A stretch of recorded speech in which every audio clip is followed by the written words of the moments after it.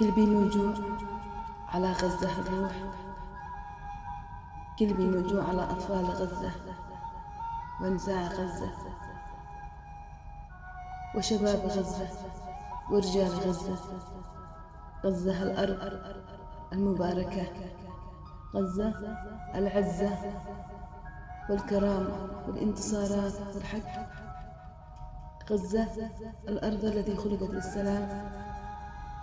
غزة الآن في شوارع تموت من شدة الجوع والعطش. وين الرحمة؟ وين الإنسانية؟ يا حكام العرب، يا شعب العرب، أين حقوق الإنسان؟ أين حقوق الطفل الذي يحمل البراءة والابتسامة والسلام لكل العالم؟ أطفال غزة تتركون أبناء أمة محمد عليه الصلاة والسلام تموت من الجوع والعطش وتأكل التراب، لا عين رأت ولا أذن سمعت. خذلتونا يا حكام العرب، يا من تدفعون المال لليهود عليهم لعنة الله، يقتلون غزة ويجوعون غزة، يا من تأكلون الأكل الفاخر وتصرفون وتنشرون في التواصل الاجتماعي. يا حكام العرب، أنتم مسؤولون أمام الله على أعمالكم وأفعالكم. حسوا بغزة تموت من الجوع والألم، تموت من القهر والوجع والدماء. أتكلم رسالة حق أمام الله، يوم لا ينفع لا مال ولا بنون إلا من أتى الله بقلب سليم. ادعموا غزة بالغذاء، ادعموا غزة بالدواء، ادعموا غزة بالمال، ارفعوا علم غزة، اكثروا من الدعاء لغزة.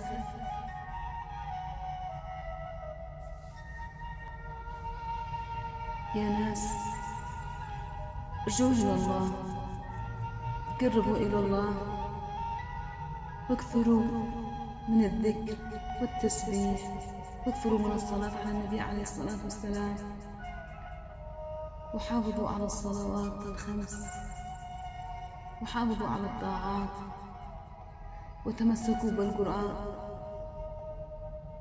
القرآن كلام الله، القرآن هداية للحق ونور صدورنا ونور حياتنا.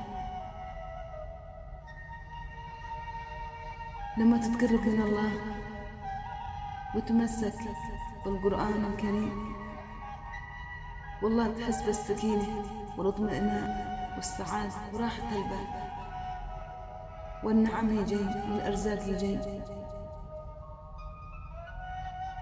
وغزة تنتصر والله بإذن الله.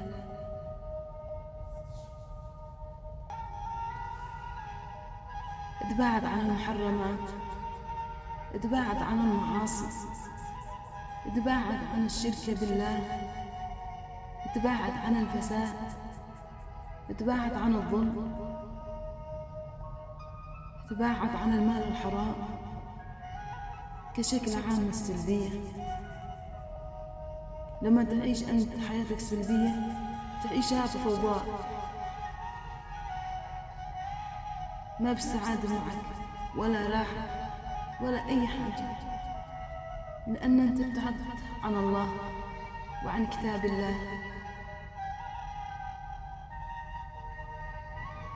ننصر غزة،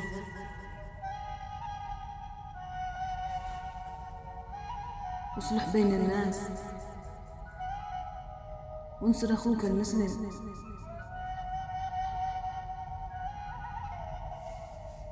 اللهم لك الحمد إذا رضيت، ولك الحمد بعد الرضا، ولك الحمد بالقرآن، ولك الحمد بالإسلام، يا حي يا قيوم، يا ناصر المظلوم، يا من تسمع دعاءنا وترى مكاننا.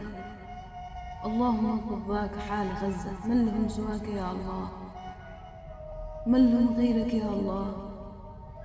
اللهم أنت أحن من البشر، اللهم أنت أحن من الأم بابنها يا الله. اللهم انصر غزة، اللهم كن لهم معينا ونصيرا، اللهم ثبت أقدامهم، اللهم اجمع كلمتهم، اللهم وحد سهامهم، اللهم سدد سهامهم، اللهم اجعلهم من كل ضيق مخرجا، ومن كل هم فرجا، ومن كل بلاء عافية وستر.